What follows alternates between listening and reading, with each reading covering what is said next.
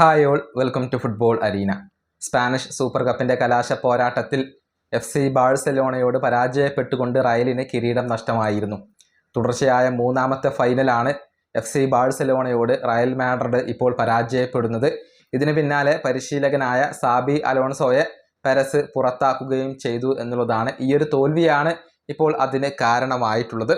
ഏതായാലും ഈ വിഷയത്തിൽ ബാഴ്സലോണയുടെ സ്പോർട്ടിംഗ് ഡയറക്ടറായ ഡെക്കോയോട് അഭിപ്രായം തേടിയിരുന്നു. അതായത് സാബി അലോൺസോയെ ഇപ്പോൾ റയൽ പുറത്താക്കിയല്ലോ, അത് FC ബാഴ്സലോണക്ക് ഗുണം ചെയ്യുമോ എന്നായിരുന്നു ചോദ്യം. അവരുടെ ക്ലബിനകത്തെ പ്രശ്നങ്ങൾ അത് അവരുടെ മാത്രം പ്രശ്നങ്ങളാണ്, അത് ഒരിക്കലും ബാഴ്സയെ ബാധിക്കില്ല എന്നാണ് ഡെക്കോ പറഞ്ഞിട്ടുള്ളത്.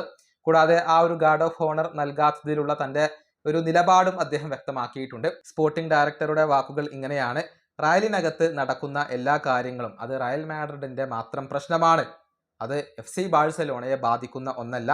ഞങ്ങൾക്ക് ഗാർഡ് ഓഫ് ഓണർ നൽകാത്തതിൽ ഒരു പരാതിയുമില്ല, കാരണം ടീം പരാജയപ്പെട്ട് കഴിഞ്ഞാൽ ഇത്തരത്തിലുള്ള തീരുമാനങ്ങളൊക്കെ ഉണ്ടാകും, അത് ഞങ്ങൾക്ക് പൂർണ്ണമായും മനസ്സിലാകും. ഇതാണ് ബാഴ്സയുടെ സ്പോർട്ടിംഗ് ഡയറക്ടറായ ഡെക്കോ ഇപ്പോൾ പറഞ്ഞിട്ടുള്ളത്. ഏതായാലും പുതിയ പരിശീലകനായിക്കൊണ്ട് ആൽവരോ എത്തുകയാണ്. എത്രത്തോളം ടീമിനെ നല്ല രൂപത്തിൽ കൊണ്ടുപോകാൻ അദ്ദേഹത്തിന് കഴിയും എന്നുള്ളതാണ് ആരാധകർ ഉറ്റുനോക്കുന്ന കാര്യം. വലിയ എക്സ്പീരിയൻസ് ഇദ്ദേഹത്തിനില്ല, യൂത്ത് ടീമിനെ പരിശീലിപ്പിച്ച ഒരു എക്സ്പീരിയൻസ് മാത്രമാണ് അദ്ദേഹത്തിനുള്ളത്. മാത്രമല്ല റയലിൻ്റെ ഡ്രസ്സിംഗ് റൂമിനകത്ത് പലവിധ പ്രശ്നങ്ങളും ഇപ്പോൾ ഉണ്ട്, അത് പരിഹരിക്കുക എന്നുള്ളതാണ് അർബിലോവക്ക് മുന്നിലുള്ള ഏറ്റവും പ്രധാനപ്പെട്ട കാര്യം. ഈ വീഡിയോ അവസാനിപ്പിക്കുന്നു. അടുത്തൊരു വീഡിയോയിൽ കാണാം.